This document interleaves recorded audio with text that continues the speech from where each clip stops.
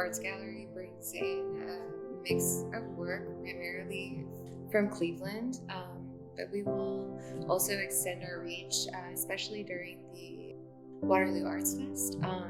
We have a gigantic show where we partner with 2 different galleries. So we're always just trying to be inclusive of different materials, all sorts of visions and people, and engaging with the community. We get work from like Canada and everything. It's just really nice. It's even interesting to see the way that every different artist like will create packaging for their pieces, and the whole thing is just really thoughtful. Since we're a nonprofit, we're Waterloo Arts Gallery, but we also have a board of directors because we do so much community engagement and have to make decisions as a collective. So we don't just have a gallery. Praxis Fiber Workshop was established because the Cleveland Institute of Art removed their fiber major.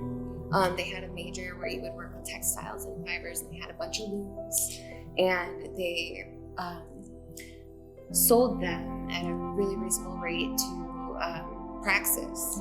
And so now they have a facility where you can go in and have a chance to work with fibers with Brick Ceramic Studio. Valerie is also an alumni of CIA, and it's sort of the same feel. Like it's a studio where you can go in and actually practice ceramics, and they just try to make those crafts accessible in a way that we can.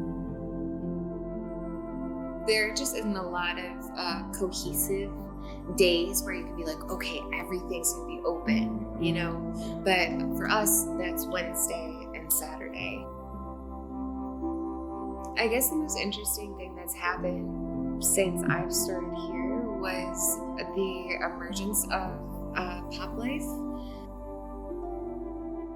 So that building used to be a bank, and it's actually really strange to like look at the Google Maps and see what it once was, because it's so plain. And then Jack bought the building and decided that he was going to bring yoga and all of these holistic practices into the building, and he's setting to launch it this summer. But it was really interesting to me because I had just begun this internship here and was kind of all over the place and just filling in the gaps. And then Jack arrived, and Camille Walala came from London and designed the mural for the building, and they tried to pull that mural out of nowhere in like 2 weeks, and the building's massive. So they had all of these lifts and everything going, a bunch of people trying to volunteer to help her lay out her design, and I was able to put in a lot of hours after she had left to finish the back of the building.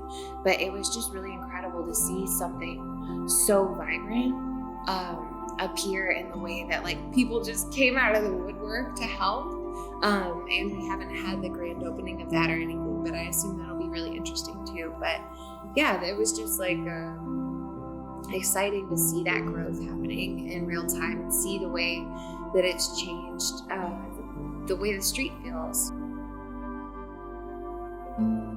We are actually planning an event like halfway through May where we're going to celebrate the gold building and the fact that it's preserved and that there is a future for it instead of it being torn down, where we're going to give Mike, the owner of the building, the chance to share what he has in mind for it.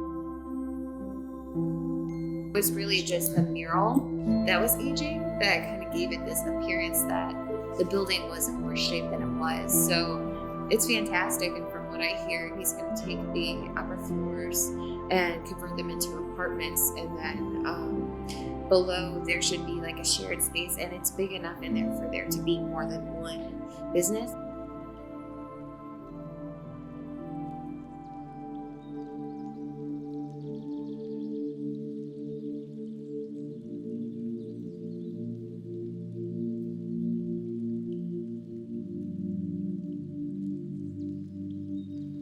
let's see. I started going to the park as a very young child.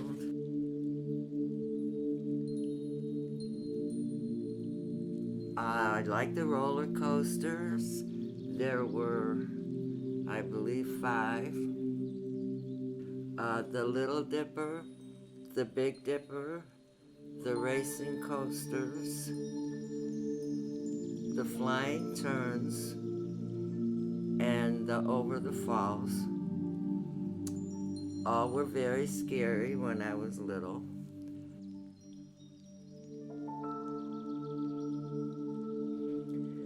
There was Laughing Sally, who scared me, was a big mannequin that had a very scary laugh, and it was in the funhouse. And I really don't remember much about the funhouse because I never liked it.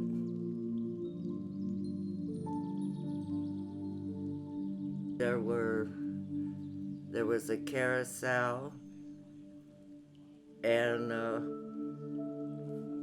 the Bug, which was a small roller coaster type of ride. And there was a roller rink and a dance hall.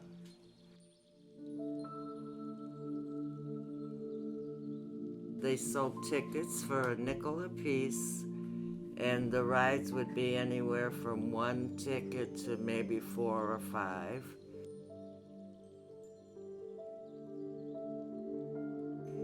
The park was free to get into. The parking was free.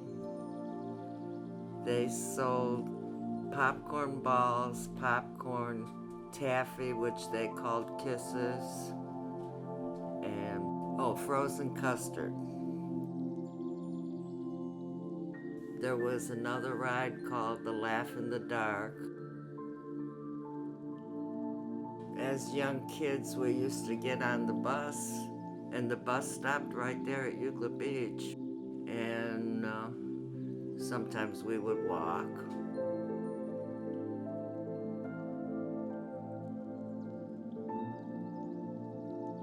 It was different because there weren't a whole lot of people, and because of other parks opening up that Euclid Beach couldn't even compare themselves to.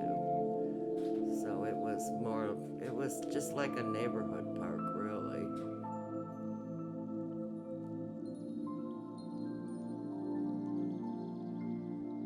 They had the rocket ride, which actually didn't go over the lake, but when you were riding and the rockets going around, it would feel like you were over the lake.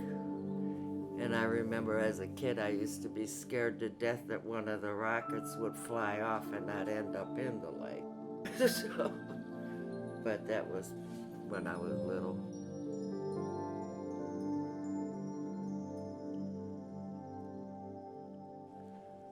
They had a pier that you could walk out on over the lake.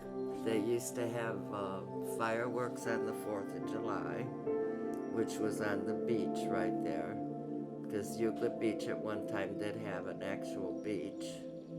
I used to be fearless on the rides, but I wouldn't go on any of them today.